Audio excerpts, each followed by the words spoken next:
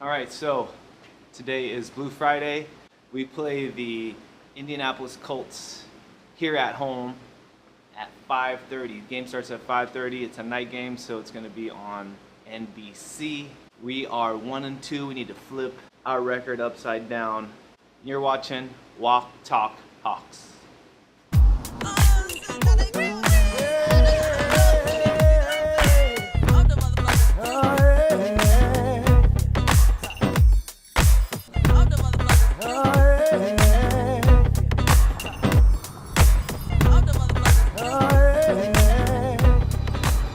John, welcome to week 4. Welcome to week 4. Good to be here. Week 4, we're playing the Colts. The Colts are coming to visit us here at CenturyLink. We play an evening game. Yeah, Sunday Night Football. All right. NBC. All right. Hopefully we get a win because I got some fireworks that I'm trying to blow every time we win. Go Hawks! Are you? Okay. Yeah. Okay. Well, Hawks are good in prime time. I'm not too concerned. Right. Okay. But let's talk about last game. Okay. Okay. It's about to kick off. Both of the teams stayed in their locker room during the national anthem. I guess the Pittsburgh Steelers started that.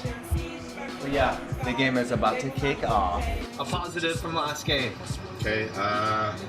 Offense scored some points. Yes. I mean, it came late and was not often enough, but found the end zone a couple times, which has been a struggle the first 3 weeks. Yeah. So, what'd you think of Jimmy Graham? He was better. They did not keep him in line as often as they had the first 2 weeks. They lined him up more as a receiver on the outside, so that was kind of the adjustment they made. And forget the missed assignments or the missed blocks. Yeah. Let's just not have a block anymore. Well, unfortunately, that's what they're getting. Yeah, that's what it's coming to, it looks like. Yeah. So. Check these out. The white on Those silver. are 2X and smaller. And the green. The action green. That's cool. Alright, give me a negative from last game. Well, big plays. The defense gave up way too many. Yep. So. What happened? It looked like they were just confused after, you had some couple great runs. Yeah, I mean, statistically, it was really 2 big runs, right? There was the 75-yarder by Murray and 25-yarder by Derrick Henry.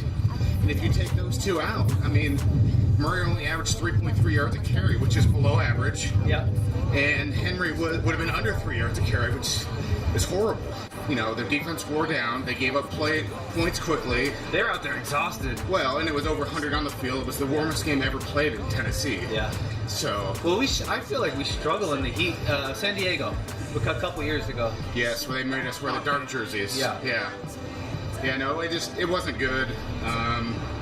The physicality of Tennessee. They're an upcoming team. We talked about it last week. Yeah.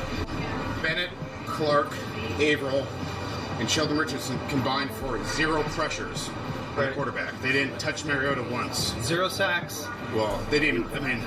0 sacks. They didn't even pressure him. Yeah. So, sometimes pressures can lead to big plays and turnovers. They weren't even close to touching him. So their line looked so in sync. They look like they. Yeah, they probably have the best set of bookend tackles, right? So each tackle on the outside. They both. Conklin 2 years ago was the number 8 overall pick out of Michigan State, and Luan 4 years ago was the number 11 pick out of Michigan. Yeah. So both very talented. Well, yeah, he very talented, very athletic, but also very crazy. Yeah. So. Well, I liked how fired up he was after Sherman. Yeah, he's known. He probably leads all NFL offensive tackles and personal fouls. The offense is stressing me out as they have been every September. Okay, 1-2, right? Colts are 1-2? The same record as the Seahawks, yes. Okay. 1-2, no Andrew Luck. I saw some highlights of Frank Gore from the Niners. Yep. And you might know the backup. The backup's Robert Turbin. That's right. Turbo. Yeah, and the good news is the 3rd string running back is a rookie from South Florida. Okay. 4th round pick. His name's Marlon Mack. He's got pretty good upside. He'll definitely play in the league for a long time. Okay. He's injured. He's not going to play this game, so that helps. So we kind of know what Gore can do. Yeah. He still has pretty good wiggle for a guy being in his mid-30s, but he's not going to break a lot of tackles anymore. He's pretty much going to get what's there and not much more. And Turbin, decent hands. He runs hard, doesn't break tackles all that well. He falls often. Honestly, he's just kind of a guy. Works hard, but not the most talented. Seahawks have running backs, and there's just now that are more talented. So we're an upgrade. The only guy in offense that really scares us, T.Y. Hilton. T.Y. Hilton, that guy's right. Years ago. Yeah. So Seahawks played in Indianapolis, I believe it was 4 years ago now. Yeah. And he actually probably lit up the secondary probably worse than anybody I've ever seen. I saw that game. He had 140 yards receiving, and I think he burnt Sherm. The miscommunication with Earl twice for touchdowns of over 50 yards both times. That was the year pre-Super Bowl, right? Or Super Bowl year? It might even been the first Super Bowl year, yeah. It's one of our only losses. Okay. So, how do you take away speed? Well, I talked about week 2 that I was, worried about Marquise Goodwin, the speedster from San Francisco. Yep. He wasn't a factor. He wasn't a factor for 2 reasons. One was the weather. The rain, Hoyer probably had a hard time to throw a deep ball. Yep. And 2, Earl plays so deep, it kind of eliminates the deep ball. Right, so we're not going to put him up. I would expect the same this week. Where it gets interesting is that Earl missed 2 days of practice this week. Okay. That does not. They haven't really specified a lot, but it sounds like just a beat up knee. I don't think there's any. I don't think it's serious, but I think it's more just the resting. Okay. But it still makes you nervous. You never like to miss practice. Right.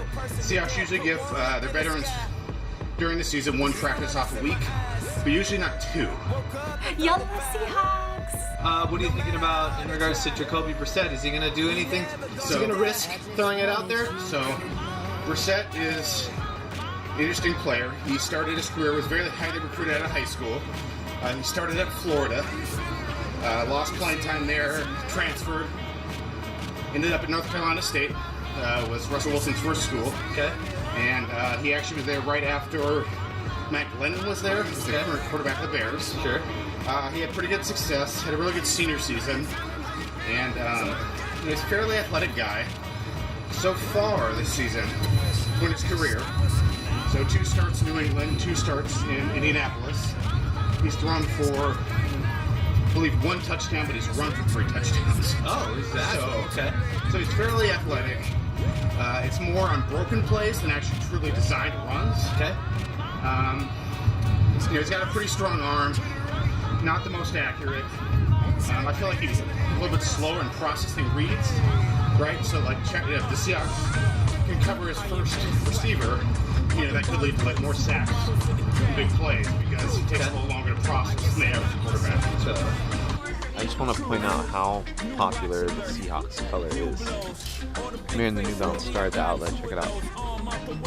1, 2, 3. There's another one. And here's this one too.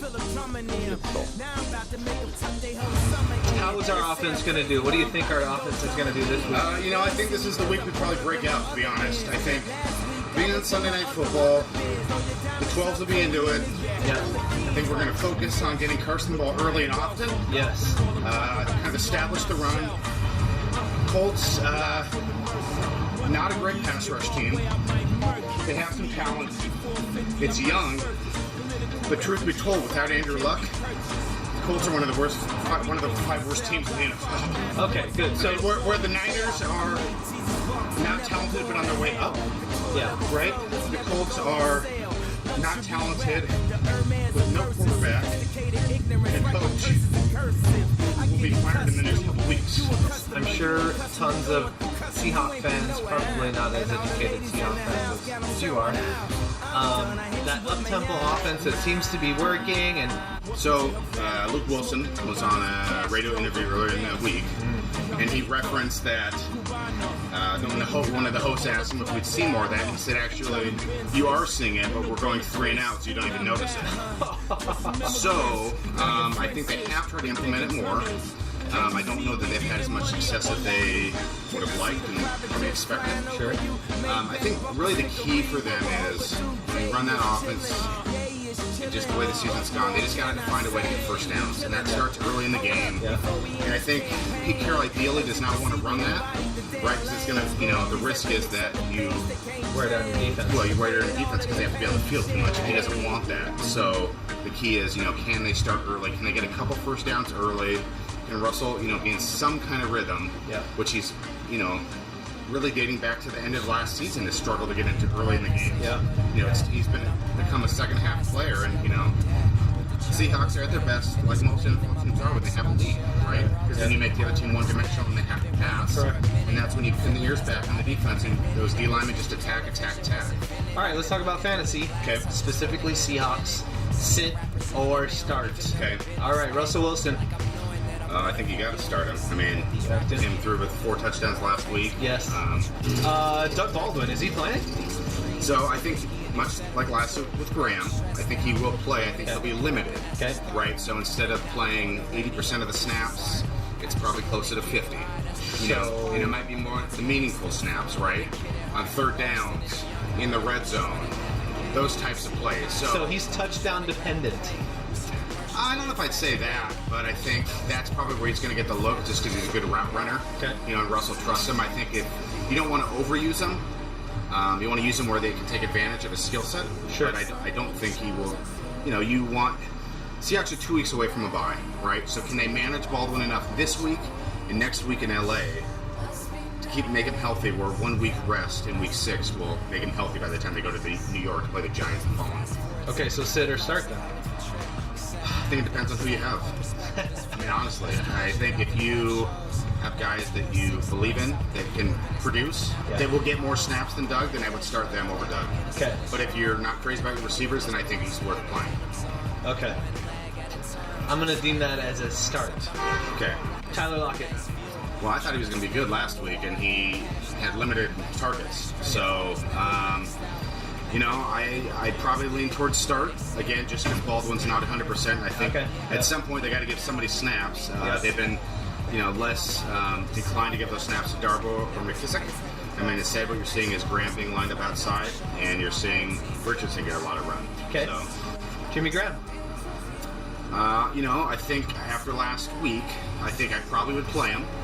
I think with Baldwin not being healthy, he's somebody that will benefit. Yep. And I think as they line him out wide where he's more comfortable, they'll kick him inside on occasion, but I don't know how much they're really going to run with him inside. I think it's one of those things where you can almost start scheming if you're the defense and know if his hand's on the ground, they're probably not really going to run behind him. I think Luke Wilson is your inside tight end, and Jimmy Graham is your wide. Well, that's what happened last week, and you saw the offense in the second half have a lot more success There that it way. is. All right, Chris Carson. Got to play him. Yeah. I mean, you saw limited snaps last week. Even if the hole's not there, he still gets 3 or 4 yards, right? I love the that key guy, is, can he at least get to the line of scrimmage without being hit? Seattle defense. Oh, I definitely play him. Okay. Yeah, that I think that on Sunday Night Football, Yeah. the 12s are in it. They're engaged. Yep. You're playing a quarterback who's only making his 4th career start. He's very limited. Yes. He's only been in the Colts system. He got traded right after the 4th preseason game, right for New England. So he's not been in their system long. The offense is still pretty dummied down for him. Primetime games are made for the LOB. This we know. Yeah. How about this? We'll predict Sherm gets his first pick of the season. How about that? All right. I like that. I like to hear that. Yeah. So I'll say score this week. Yeah. I think the Seahawks get healthy. I will say 31-13. The Seahawks win. 31-13. Yep. Okay. All right. Carson gets 1 rushing touchdown. Okay. And we Second will say, we'll say Russell throws for 3. Wow. All right. Yeah. That'll be a lot for him in the early part of the season. That's right. Yeah. Hopefully finishing the drives with touchdowns. Yeah. Only 1 field goal. That'll get you the 31 points you need. Get you some Blair Walsh in That's there. right. All right. Yep. Go Hawks. All right, go Hawks. Go Hawks. Go Hawks! Go Hawks! Go Hawks! Go Hawks. Go Hawks! Go Hawks! Play right. I used to know, but now that just don't feel right. It made me put away my pride.